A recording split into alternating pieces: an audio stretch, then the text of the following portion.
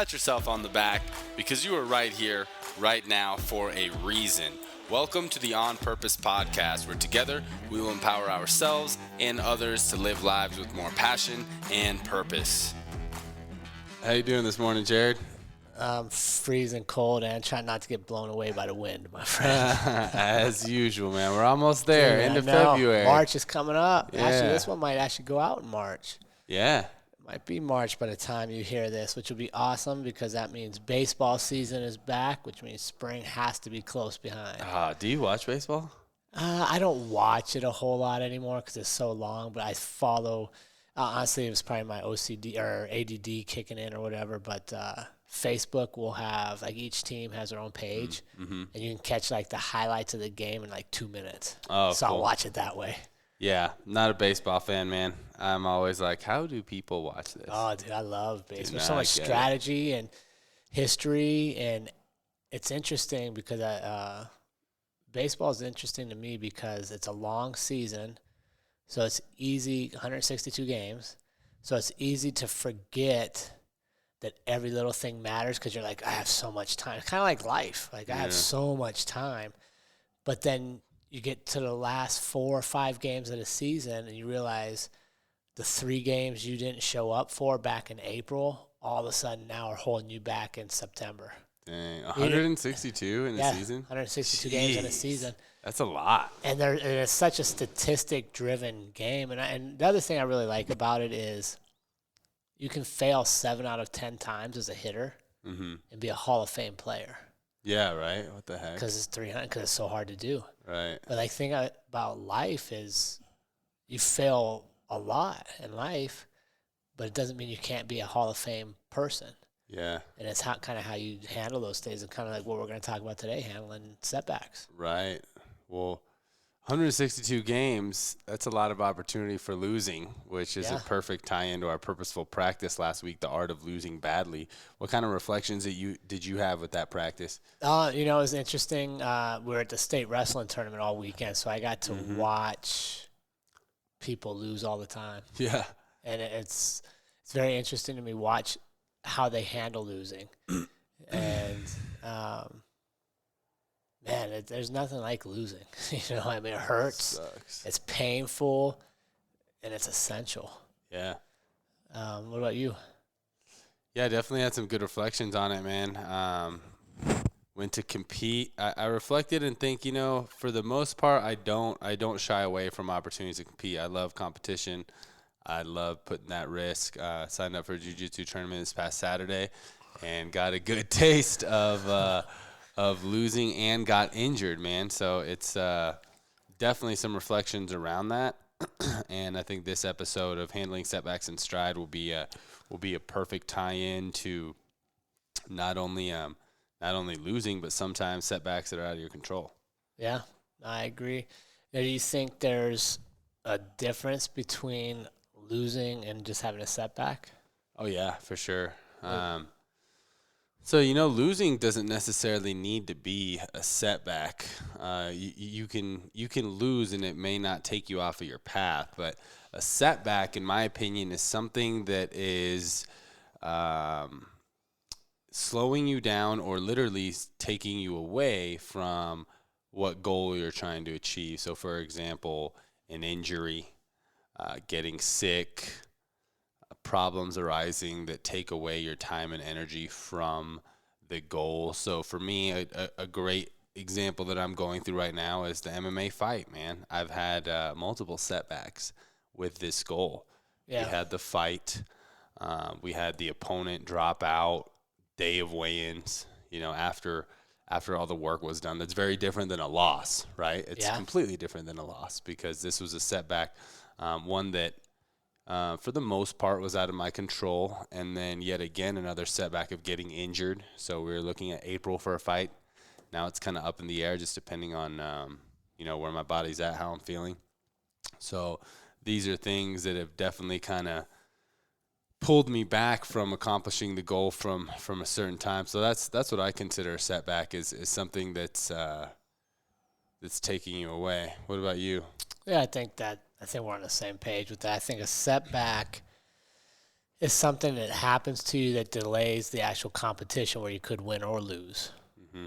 Right. I mean, and losing it means you've done whatever you're supposed to do and you got a chance to perform or compete, Mm-hmm. whatever avenue, and you come up short. You just don't win. Maybe it's not your best day. Maybe the opponent's better, or whatever. A setback is something that unexpectedly happens on the journey to competition, Mm-hmm. which delays your ability to compete.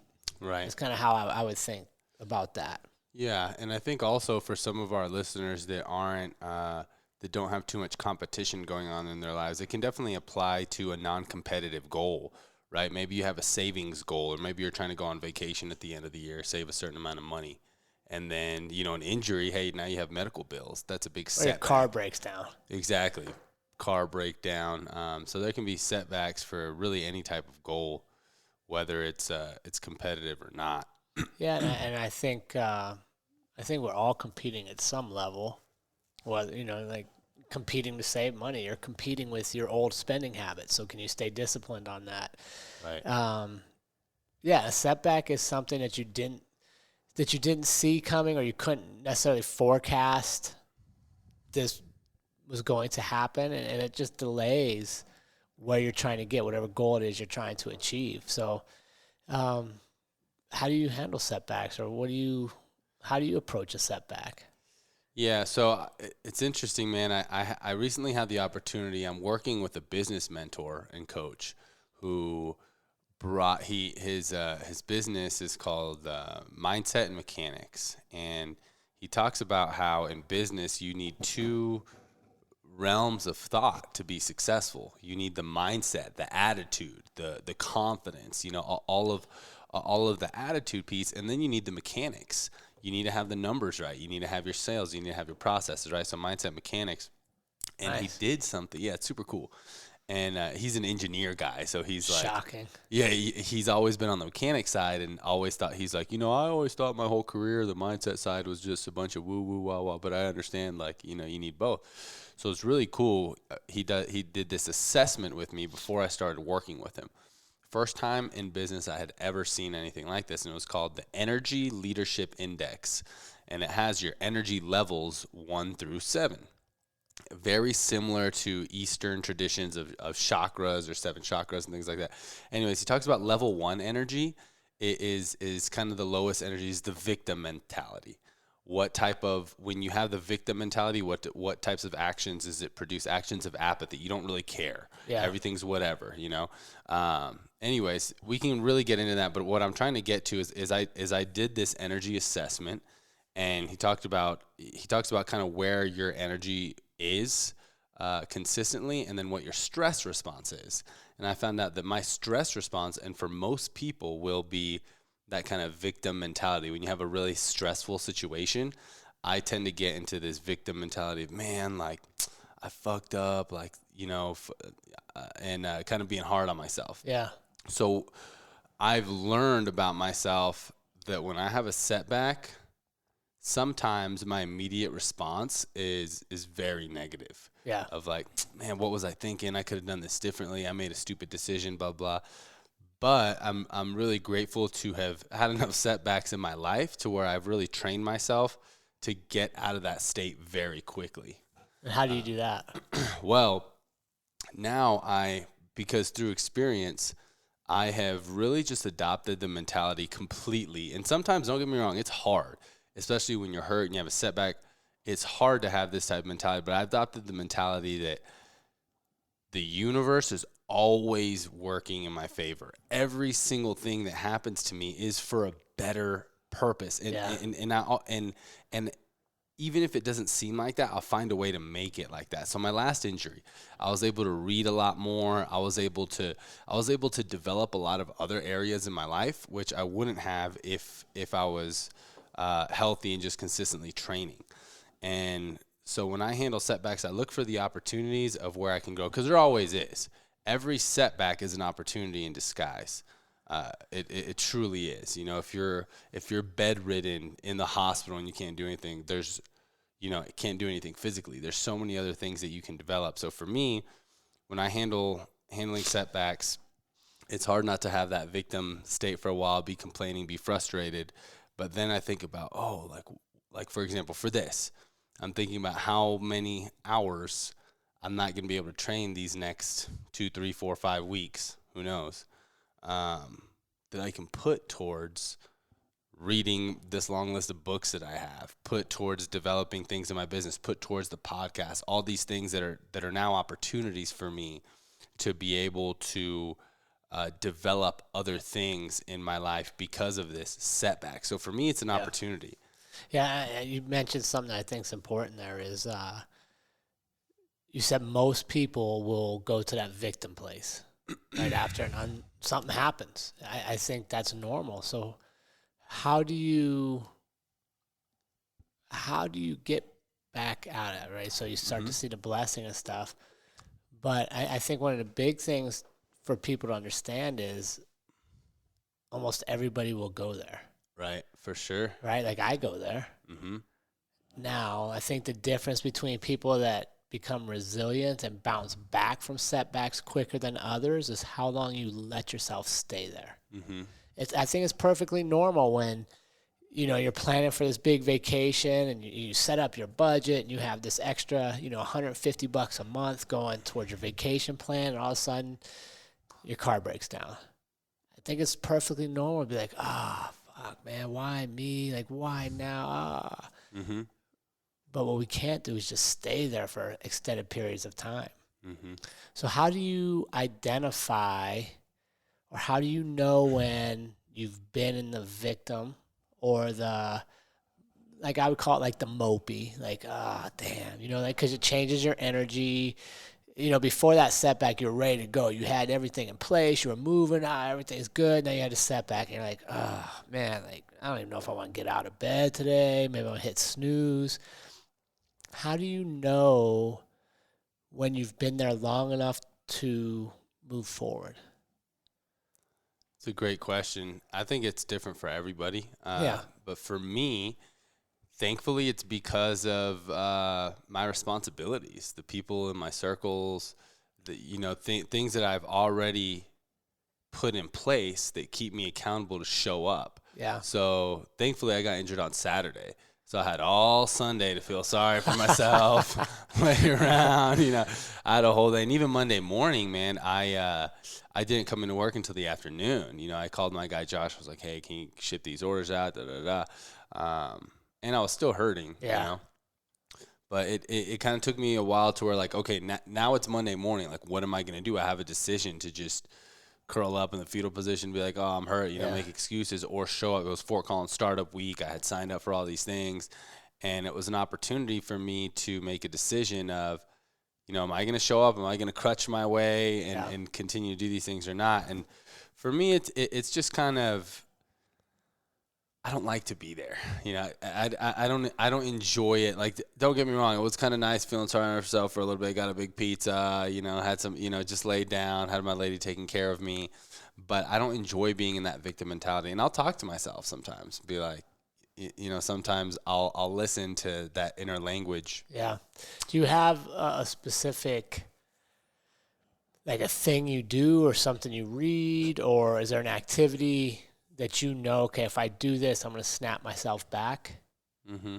Like for me, I'll tell you, being at state wrestling all weekend and the freaking emotional highs and lows that you go through, you're there and you win Thursday night. You're so high. You still got a chance to be a state champion. And then you lose Friday morning. And now you can't be a state champion, but you can still be a state placer. So you got to get excited to wrestle again. And right. The ups and downs. And not only that, but, to have so much family come to support Trey, which is amazing. But then they all have their individual highs and lows with his matches. So you got all this going on. And I'll be honest, I came home Sunday and we didn't do anything. Mm-hmm. I think we ate pizza and laid around. And then Monday, I actually hit snooze, which is one of my big things. Like, don't hit snooze. Right. Dude, I got up at 5:30, let the dog out. I was like, I'm not ready to be up. I went back to bed at like 7:30, and it just set my whole day off on the wrong path. Mm-hmm. So, and I knew what was going on. Like, I could feel it. Like, I just didn't want to show up. I didn't want to do what I was supposed to do. So for me, when I recognize that, I know one thing that I can do that will help, like, kind of snap me back to where I need to be is write. Yeah. If I start writing, whether it's my gratitude, my intentions, whether I just write why I'm feeling down about this thing, like why, just document, okay, like I have these emotions, we had the highs and lows of the weekend and stuff, let me just write about it. And once I kind of process out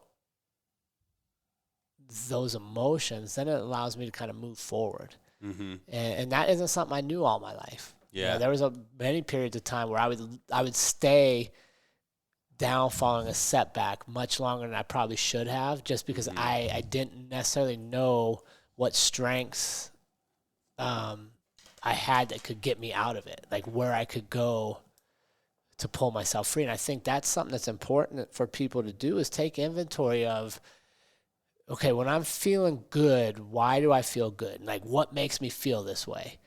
And then keep that at hand so that when you have that unforeseen setback, you have the obstacle that you didn't prepare for. Maybe it's going to delay your long-term goal. You know what actions you need to take to get back on the path. Yeah. Yeah, for sure. And I appreciate you asking me if I have a process, because now you're having me think about it. And I don't think I have a specific process every time, except for the first part. The first part of the process is I'm always consistent with, and that's letting myself 100% feel frustrated, feel shitty, feel negative, you know? Right. Be like, man, this fucking sucks. I hate yells, whatever it is that I need to do, whatever I'm feeling, just work through that. Because there have been times where I tried to immediately go into, setback. Oh, it's an opportunity. And that doesn't work. Yeah, what happens there? I push down all the negative emotion, and it comes back later. It comes later, guaranteed. Yeah. It comes up when you least expect it, and usually it's a much less opportune time for it to show up, because you're building upon shaky ground, if that makes sense. Because you haven't dealt with the frustration of this setback and you're adding more things to it, eventually it's going to crumble, or it's not going to be as stable as it could have been, because we should have dealt with the setback initially. Exactly. And I think going through those negative emotions, feeling those, experiencing them is the first step. Yell, scream, cry, complain, whatever it is. Preferably in private, maybe people very, very close to you. You don't want to put it out on social media and spread all this negative energy. But I think that's step one. And then, you talking through this, it made me realize, I'm really grateful in my life to have a lot of tools that I can use to get me out of this victim state with a setback. Some of those tools, like you're talking about, gratitude. For me, it's a high energy gratitude practice of, like, what can I be grateful for, and doing it with high energy. Even affirmations, like that one, I have it as a bookmark in one of my books. So every time I open it, it says, the universe has your back. Trust that the universe is always, all caps, always working in your favor. Yeah. So right now it's hard to be like, well, how is this working in my favor, this injury? Yeah. But looking for that, and like we've talked about, when your mind is in that state of, like, looking for opportunities, you're going to find things. Like, oh, thank goodness I'm injured, because now I'm at this event in the evening. Otherwise, I'd be training.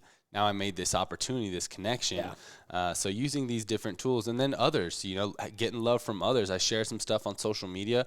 It was awesome how many people reached out. Hey, man. Hey, brother. Praying for you to heal quickly. People reaching out about their injuries. Hey, this happened to my LCL, MCL, ACL. This is how I healed. So using, reaching out to others. Yeah, community, exactly. Yeah, and I think it's important there is, and we've talked about this multiple times, so if you've been with us for a while, we appreciate you, and we know you've heard this. And if you're new to our podcast, go back and check in with the Circle of 5 episode. But I think what you said a minute ago is important, is that you'll talk to, maybe a small group of people about your frustrations. And I think who's in that group of people is very important, right? Because for me, I 100% agree. I identify that, okay, this happened and I'm feeling this. I accept that I'm allowed to feel this, and I'm going to share it. But the people I share it to are critical, right? Because if I share it to a bunch of people who are still in their own setbacks and have never emerged, It's that kind of that saying, misery loves company. It's easy for everybody to pull me down, to hold us back, to hold each other down, and never move to the, okay, what do I do next phase? Whereas like in your circle, like, okay, dude, I recognize you. You had a setback. You're going through the emotions. Okay, now how do we grow from this? What do we need to do? And I think that's important, making sure that the people you're sharing this with are in the mindset of also dealing with their own setbacks, so that they're looking for opportunity that comes out of this eventually, not allowing you to have an extended period stay in the woe me phase. Yeah. Yeah, it can be hard. It can be hard sometimes, but I think when we get there, we can find purpose in any setback, right? Purpose in any injury. It's hard. It's very You know, hard. it's not always easy, but that's why the people around you are so critical, because they can help frame, hey, man, that's cool. It's your knee. Right. You know, like, yeah, it sucks for a little bit, but like now all of a sudden we get this opportunity. Okay, we have some more time. Let's focus on this. They help you see things that maybe because you're so close to the injury, you're missing the bigger picture view. Right. But if you have yourself surrounded with a bunch of people that don't deal with setbacks, don't handle adversity, pretty much live their life as a victim to everything in the world, well, then it's easy to let that kind of sway you and pull you in. And now all of a sudden you had a setback that should be 3 weeks, 5 weeks, 6 weeks. Right.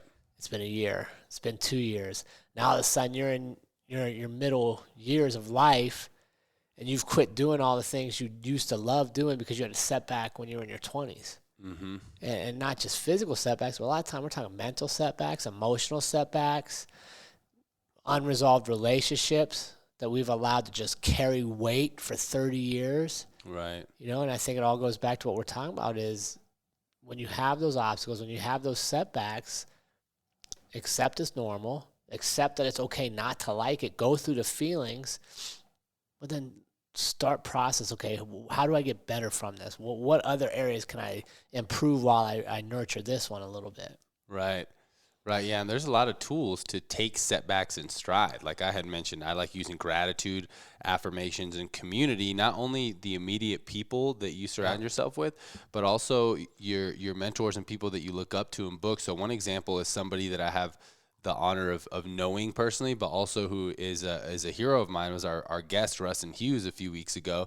I thought a lot about him. Anytime I wanted to complain about my hurt knee, you know, he's a right leg amputee. I was actually talking to him yesterday. I was like, dude, I thought a lot about you when I was wanting to bitch about my knee. He started laughing. And I did think a lot about him because he taught me how his circumstances, how he created into an opportunity, how he took that setback in stride. His first part of the process took a while, of course. You know, he lost his entire leg. But thinking of people that you want to emulate when they face adversity, I thought about Kobe. Mamba mentality. When he tore his ACL, he went to finish the free throw. I thought about him actually when I was getting off the mat of like, it really hurt, but I'm gonna hop off, you know, get myself up off of this. And I thought about how he handled things in the book that Kobe and Michael Jordan's coach or personal trainer, Tim Grover, how he taught. The book is called Relentless. How he talks about being a cooler, a closer, and a cleaner, which is the highest level Michael Jordan Kobe mentality. And a cleaner, they don't let, you know, setbacks hold them back. They take them in stride. And I thought about that too, because I didn't feel like crutching my ass to you know, the CSU business school. I was like, thinking about the parking. I even called them like, hey, can I park in the handicap? Like, what do I got to do? Like, you got to do this form. But I was thinking about that and was like, no, you know, like I'm going to take the setback in stride. I'm not going to sit and feel sorry for myself, because it's just as easy. It's just as easy to make that as an excuse and not show up to the things. Just as easy or easier? It's probably easier. Yeah, I think it's easier because then you have no responsibility for fixing things. Right? And I think that's why so many people live in that space, is it's easier.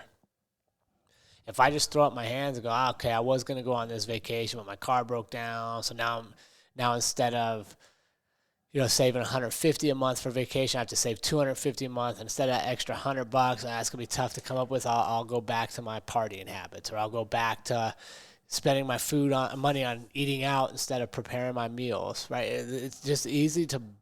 let things snowball and absolve yourself of responsibility. But the reality is the people that you're watching on TV that excel in sports or, whatever it is you're choosing to do, the people that you're looking up to, they didn't have adverse free lives. They didn't have a life absence of setbacks. They handle them. And I think where you truly grow is the quicker you process, accept, and get through the victim stage and get back to work, the more success you're going to create for yourself. And I think all of us are probably in a journey, or at least for me, I am. And how fast do I handle that phase? There was times that I ignored it and pretended it didn't happen. There were times I tried to rush through it and just get to the next thing, which would occupy my mind, but I hadn't really dealt with it. And I don't think either of those worked for me. I think I need to feel it for a little bit. And I think depending on the degree of setback, whether it's a thing setback, like a car breaking down, our insurance getting canceled, so now I got to find new health insurance, or a personal thing, like somebody betraying you, somebody not living up. I think they have different times that I need to process them. But I'm okay with processing them. And I'm okay knowing that on the back side of this, I'm going to take action and make sure the best I can I don't run into the exact same setback again in the future. So what can we learn from setbacks when they occur? I think a couple things. I think the first thing for me is how bad do you really want something? Yeah, Right? Like if I have a setback and I never get back up to going towards what I was trying to achieve when I got set back, you didn't want it that how bad. bad did I want it? Right. Everybody wants something. Everybody wants to be something.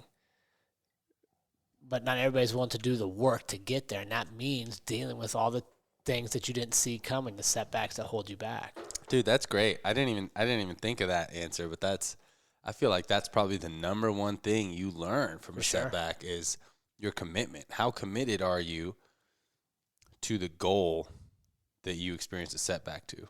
Yeah, I think that's a big one. I think the other thing is it gives you a chance to really see who's there for you.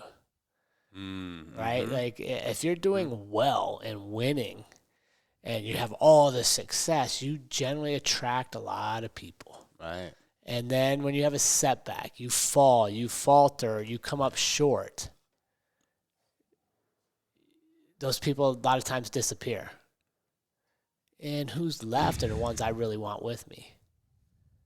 I mean, it's just like I shared on the other episodes, losing my fight. Like being undefeated as a fighter and selling a ton of tickets and having thousands of people in the arena. Right. That feels good to your ego that they're all there, but then losing in front of them, and then seeing who comes back, right, and who's still there. I mean, that was amazing. And I think, but now here's what I do think. I think that a lot of times we sell ourselves short on how many people would truly stay with you. But they can only stay if you deal with it and get back up and get going again. Right. If you stay in the victim mentality, eventually they all have to leave because there's no success there. Exactly. Or the only ones that do stay are also living that life themselves. So to me, I think that'd be the two big things. One, how bad do I really want it? And two, am I in the right circle? Are the people around me the right people? Yeah. Oh, those are great, man. How committed are you? Who's really there for you? Yeah, and I think the only other thing that I can think of is what we learn from setbacks is, and it's tied to how committed you are, but also your stress responses. It's an opportunity to see how do you react initially to setbacks, because like we were talking about, that's an easy ticket to kind of give up responsibilities, really take a back seat. That's an easy ticket to put a lot of responsibilities off. It's an easy way, people feel sorry for you to kind of stick around in that victim mentality. Yeah. So it's a really to show up day after day, which becomes month to month, which becomes year to year. And why? You had a setback. Like get up and get moving. Everybody's going to have them, but not everybody handles them the same way. And I think, like I would say, for me, my true growth as a person has really been just accepting that it's okay to be down following a setback. that it's okay to be hurt, and that it's okay to wonder why you, why now, why is this happening? But then to make sure I have people around me that are like, okay, that's enough of that. What are we going to do about this? And that's why I'm thankful for the podcast. I'm thankful for a lot of the people I have, because just like you said, if I have a day where I'm like yesterday, honestly, I didn't feel like doing anything yesterday, but I got to go to the gym and coach. Well, those people deserve my best, so I got to get ready for that. And then, like coming back here. So it's having people that are counting on you, I think helps a great deal too. Yeah. Yeah, definitely. This is this is a time for me where I'm in the middle of a setback, right? Yeah. I recently just had an injury. But you're already up. Right. You know what I mean? Like, you took Saturday, you ate pizza, you kind of were like, oh, man, why? Sunday, a little more of the same. It gradually gets less, and now here you are Tuesday, crutching your way up the stairs. You're back on the podcast. You went to a meeting yesterday. You're back in here. So I think that's like a good time frame, like 2 days, a day and a half. But it was gradually you progressed because you allowed yourself to embrace it, feel it, not shy away from, I can't show this or that. Like, be it, man. Right. But then get going again. And I think that's where we struggle a lot, is when we try to suppress it. We don't run the circuit. We don't run the whole gamut of emotions, because then eventually it's going to come up somewhere else. Right. So I think, you're fairly fresh in it. I think it's a perfect example for our audience and our listeners is where you at already is where a lot of them can get to. Yeah. Yeah, and pretty quickly. And I'll be the first to admit, just because you go through the majority of the process doesn't mean I won't have moments, in the coming weeks where I'll still get to that state. But I think it will be very, very minimal because I already really allowed myself. And that's how it works for me. Yep. But yeah, I encourage our listeners to really think about how you react. What's your stress response? And how long do you stay in that responded state? For me, it is kind of that victim mentality and being hard on myself. Like, what the fuck were you thinking? But when you can realize what your response is and then allow yourself to work through that, can be really, really helpful. One thing that I'm still working through and trying to improve on is not being obsessed with finding the lesson immediately. Yeah. Right. Of like, okay, why did I get this hurt? Like, what's the blessing in disguise here? To where I'll ask that and just kind of just dealing with it. Like, it is what it is. Maybe I won't know what opportunities I'm developing, but I'm looking for them.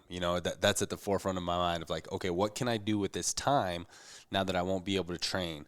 What can I do with with my limited mobility? What opportunities are there? And I'm constantly looking for that, so I know they're going to appear, and then I'll be able to say this was a blessing in disguise because this, and that. Yeah, and I think that's important, and that usually happens in retrospect.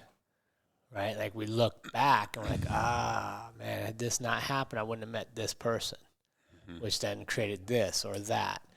But yeah, it's hard to see in the moment. Right.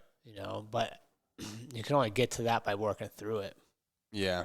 Do you have any thing that comes to mind of a setback when in the moment you thought, oh, this is horrible, this sucks, and then later on you're like, oh, that was actually a blessing? I think a lot of life turns out that way. Yeah. Like, just off the top of my head, when I had gotten out of the Air Force, I had moved and had some ideas on what I was going to do in life. And then my uncle passed away. And I was named after my uncle. And we weren't super close because I didn't get to live in Montana very much as a kid. We'd just come visit every now and then. But he was the last.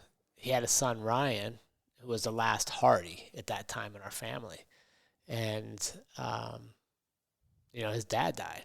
And Ryan, I think, was probably 12 or 13, so kind of at a crucial stage in his life. And I thought, okay, my dad was still in the military, so he was deployed.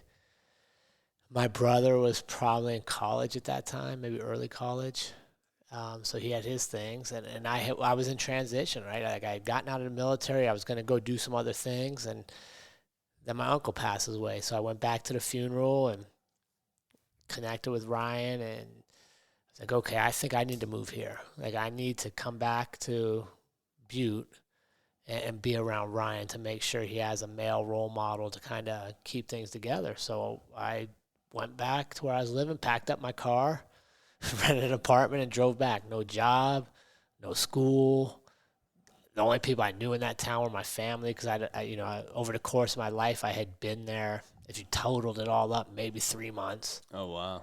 But it just felt like it was the right thing for me to do. And had I not, so it wasn't my plan. It wasn't what I was working to, but that setback, my uncle dying and being like, okay, should we leave our last young man with our name to not have a male role model, or should I go back? Obviously I chose that. Had I not done that, I wouldn't have met Andrea. Because I moved back, enrolled at Montana Tech. Oh, wow. And the first day of college that year, I met her. Dang. Right, so now think about, like, that temporary is a setback, right? Like, I had no job, I didn't know a plan, I just kind of did things, but it's a huge plan. I wouldn't have my family had I not made that one decision. Right. And Whoa, that's crazy to think about. Yeah, but I mean, think about how much things in life turn out that way. Yeah. Like, life is very seldom what we actually planned. Right. It's what do we do when adversity and setbacks come up, and what decisions do we make, or do we not make any decisions? And there's times I look back and I'm like, man, if that hadn't happened, this was my initial plan, where would that have led? I have no idea, but I know, okay, somebody passing away and leaving a void in our family is a setback temporarily, but it created a whole new life for me. Wow. Yeah. That's a huge example right there. Do you think at that time that you had that mentality and perspective on life, that everything's always happening for me? No, not at all. No, I think it's just like you said. I think sometimes you just got to realize the universe does work towards you if you're open to being led. And it was just the right thing for me to do at that stage in my life. I didn't overthink it. I didn't, we talked before about to-do list and how I believe they talk you out of doing more than they'll ever help you. I didn't have a to-do list. I didn't have a pros and cons list. Pros and cons, not to do, pros and cons. I literally just was like, this just feels like what I'm supposed to do. And I packed up all my stuff in my little Ford Probe, and I drove across the country. Wow. Yeah, but no. Great story. But I think that's, I think a lot of people have things in their life that they can trace back to, like, one decision. Yeah. And hopefully it's a decision of action, not a decision of, I'm just going to feel sorry for myself and stay here forever and allow this incident to define the rest of my life. And it's pretty rare, I bet you, with most all of our listeners, they'll be able to go back and trace something into their life where it was, they made a decision during a setback. And I'm almost positive everyone will tell you it was a decision that they made either based on intuition, like yours, or they had some facts. It probably wasn't something where they were in the victim state. No. And just, I feel sorry for myself, so I'm going to do this. Yeah, I would hope not. And I think that's the interesting thing about this whole episode is handling setbacks in stride. If you look, for most of us, if we reflect back on our lives, the decisions we made that shaped who we've become are almost always made at the point of a setback. They're made when an obstacle appears, and we have to reevaluate and make a decision. Do we continue on this path, or do we veer a little bit? What happens next? Very seldom is anything just a smooth express shot right to success. Yeah. But that's what we're kind of conditioned to believe, right? We're conditioned to believe that if you dream it, you set goals, and you work hard, it's going to come right to you. And that's not. It's going to come to you in a little piece. That's going to be an obstacle. And then how do you handle it? And then you'll get a little more success on another obstacle. And instead of looking for ways around all the obstacles and the setbacks, I think we really should embrace them. And just like we've talked about, allow yourself to go through the emotions. It's okay to be down that it appeared. It's okay to be bummed, like, why didn't I see this happening? Because a lot of times you could forecast it if you knew what you knew then. Run through the emotions, but then get back into it. Make a decision. How do I best handle this, and get back into action. Don't allow it to put you in a constant state of, well, this obstacle appeared, so I might as well not have another dream. I might as well not have another goal because another obstacle will appear. And I think that's where sometimes some people will go, is they kind of allow one obstacle to become an excuse for why they don't even look for others. Mm-hmm. Yeah, that can definitely become a pattern if we let it. Yeah, and it goes back to, like you said, and your processing is feel it, share it with the people around you, but let's make sure those people around you are going to get you up and going again, and not that you're not in that group of people that have never dealt with their own obstacles, so they have no idea how to get you going. Right. Yeah, we can be purposeful with how we handle setbacks. I mean, that's what this community is about, living life on purpose. Do you have one that's a setback that you think is a blessing in disguise? Oh, yeah, plenty. I mean, every single setback in my life, I can look and pull opportunity that arose from it for sure. So let's see. Yeah, I mean, even just my last injury, it really, because I had to slow down, it really helped me analyze some things outside, from an outside perspective in my business, and make some changes that I needed to make, to where if I had continued with my current lifestyle of, go, work, train, sleep, I think there would have been some things that I missed. Sure. So, yep, definitely. Yeah. Good. Ready to give them some practice? Yeah. I think this is going to be a really good one, because everybody has setbacks. They are inevitable. They will pop up. So get this purposeful practice in. This is the biggest differentiator from being a part of the On Purpose community. And we have some good purposeful practice for this week. So part 1 is reflect on what are things in your life that have set you back, and what did you learn from them? 2, could you have done anything differently to avoid previous setbacks? 3, how can you turn a setback into an opportunity? And then most importantly, email your practice to onpurpose.official@gmail.com. Awesome. Man, hopefully it'll be spring here soon, so we can quit opening the episodes when we're freezing cold outside. And we appreciate all of you joining us every week. Gosh, we got stuff coming up. Yeah. We got a lot of good things coming up, and the podcast continues to grow and our community grows. So please do us a favor and share this with your friends. If you know people that could benefit from the messages, from being around like-minded people that need a different circle, we don't ask much, but please like and share the podcast with a friend and help us grow this team. So with that, we want to remind you, team, that life is far too short to live any other way than on purpose. We will see everybody next week.